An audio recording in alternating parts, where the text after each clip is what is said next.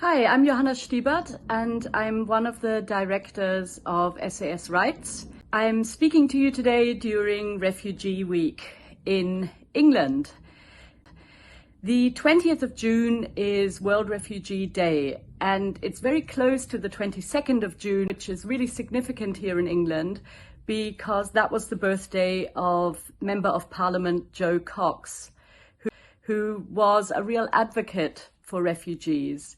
But she was tragically murdered in 2016, just shy of her 40th birthday. And in celebration of her, we have the great get-together that is celebrated all over England and the rest of Britain and in some other parts of the world to celebrate that we as humans have more in common than that which divides us. But let's be frank, it has rarely been more difficult for refugees, with more and more avenues of coming to certainly this country and be integrated and settle here closing down.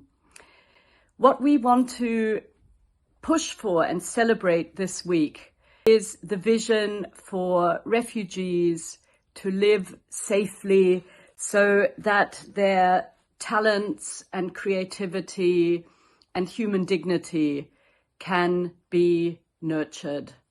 So we are about to hear from Dhalie, who can tell us a little bit about what it's like to be a refugee without that kind of safety to rely on. Here's to Refugee Week and to being and doing better. Hello, my name is Dhalie. And if you really knew me, you would know that I'm a non-binary person. If you really knew me, you would know that I'm an asylum seeker currently living in Nairobi, Kenya. If you really knew me, you would know that I fled my home country for fear of being persecuted for who I am. There are so many people just like me who have fled to save their lives. The intersectionality of being a gender non-binary person and a refugee poses a lot of challenges. Gender non-conforming persons are discriminated against. We are verbally abused for being unconventional. While words can wound and kill, words too can heal and mend.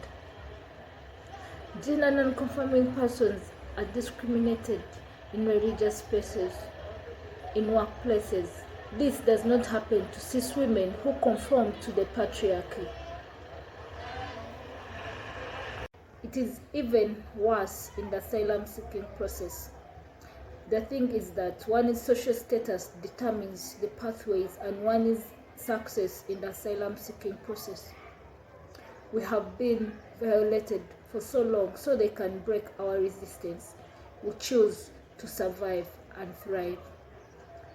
This Pride Month, I send my love to all LGBTIQ+ asylum seekers and refugees around the world. Let us spread love. Hello, I'm Stigma, one of the co-directors of S.A.S. Rights, and I'm sure you'll agree Dhalie's story is harrowing, that anyone should face such displacement, hatred, discrimination, denial of basic human rights, disownment from one's country, one's family, and then further demonised. Here at S.A.S. Rights, we think it's really important that people recognise that people don't just cross borders, countries, channels for fun. They do so because they have been discriminated against, that they are denied basic human rights, and merely for not conforming, be it to misogynistic structures or homophobic structures, and as a result facing displacement and further stigmatisation. Just like to thank everyone for listening to Dhalie's story. Not all refugees and asylum seekers are criminals. Many are just fleeing basic human rights denials and trying to find somewhere to survive. Thank you for listening.